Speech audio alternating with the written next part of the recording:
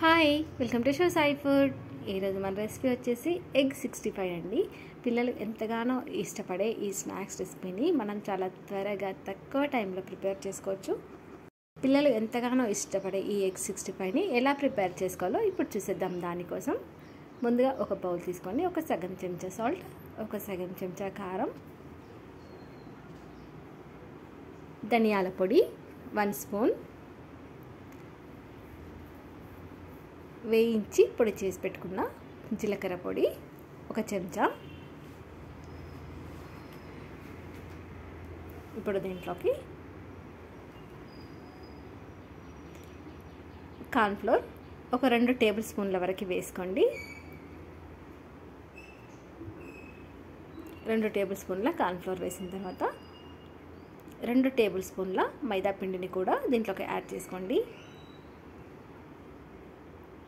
మనం మైదా పిండి కార్న్ఫ్లోర్ వేయడం వల్ల మనకు టేస్ట్ అలాగే క్రిస్పీగా టేస్టీగా కూడా వస్తాయి. ఇప్పుడు 1 స్పూన్ అల్లం వెల్లుల్లి పేస్ట్ వేసి మొత్తం మిక్స్ అయ్యేటట్టు ఒకసారి కలిపేసుకుందాం. కారం సాల్ట్ అనేటివి పిండిలో మొత్తం కలిసేటట్టు ఇలా కలుపుకోండి.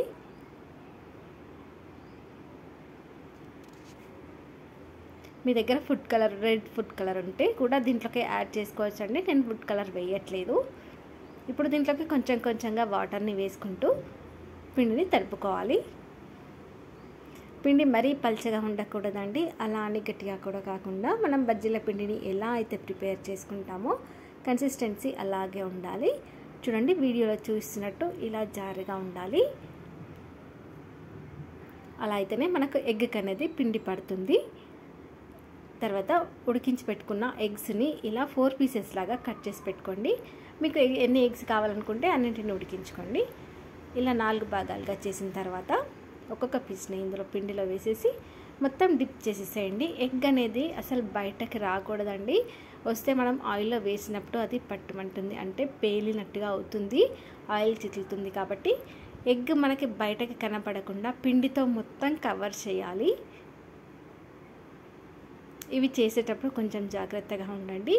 మనకు ఎగ్ అనేది బయటకి వచ్చిందంటే మనకు చిట్లుతుంది డెఫినెట్గా ఆయిల్. కాబట్టి మంటని మీడియం ఫ్లేమ్లో పెట్టేసి ఇలా వేయించుకోండి. ఒక సైడ్ వేగిన తర్వాత ఇంకో సైడ్ టర్న్ చేసి బ్రౌన్ కలర్ వచ్చేంత వరకు వేయించుకోవాలి.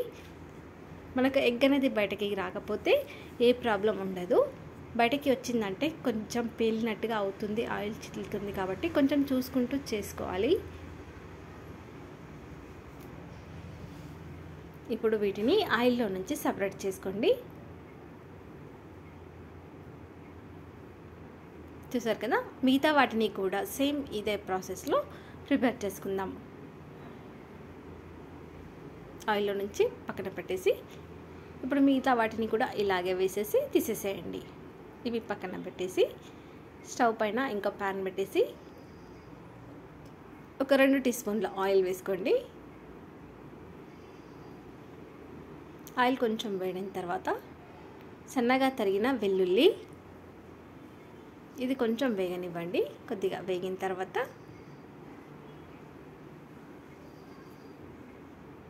ఇలా వేగనివ్వండి. అలాగే పచ్చిమిర్చిని ఒక 2 తీసుకొని ఇలా సన్నగా కట్ చేసి వేసుకోండి. అలాగే ఆనియన్స్ని కూడా సన్నగా తరిగి వేసుకోండి. మీడియం సైజు ఒక ఆనియన్ అయితే సరిపోతుందండి, మరీ ఎక్కువ అవసరం లేదు. చిన్నది ఒకటి అయితే సరిపోతుంది. ఇది కూడా కొంచెం వేగిన తర్వాత ఒక 2 రెమ్మల కరివేపాకును వేసుకోండి. కరివేపాకు వేసిన తర్వాత కూడా కొంచెం వేగనివ్వండి. చూసారు కదా, ఇప్పుడు దీంట్లోకి ధనియాల పొడి 1 స్పూన్, జీలకర్ర పొడి ఒక సగం చెంచా, కారం ఒక పావు చెంచా, సాల్ట్ కూడా ఒక పావు చెంచా వేసుకోండి, మరి ఎక్కువ వేసుకోకండి. అలాగే ఒక సగం కప్పు వరకు పెరుగును వేసుకోండి. ఇప్పుడు అన్నీ మిక్స్ అయ్యేటట్టు మళ్ళీ ఒకసారి కలిపేసుకోండి. పెరుగు అనేది ఉండలుగా కాకుండా మంటని లో ఫ్లేమ్లో పెట్టేసి కలిపేసేయండి, త్వరగానే కరిగిపోతుంది. చూడండి ఎలా కరిగిపోయిందో. మనకు చేసుకునే ప్రాసెస్ కూడా ఈజీ అండి. మనం ఇందాక తడిపి పెట్టుకున్న పిండి ఏమైనా మిగిలితే వాటిని బజ్జీల్లాగా ప్రిపేర్ చేసేసుకోవచ్చు. ఇప్పుడు మూత పెట్టేసి ఆయిల్ పైనకు వచ్చేంత వరకు ఉడికించుకోండి. త్వరగానే ఉడికిపోతుంది.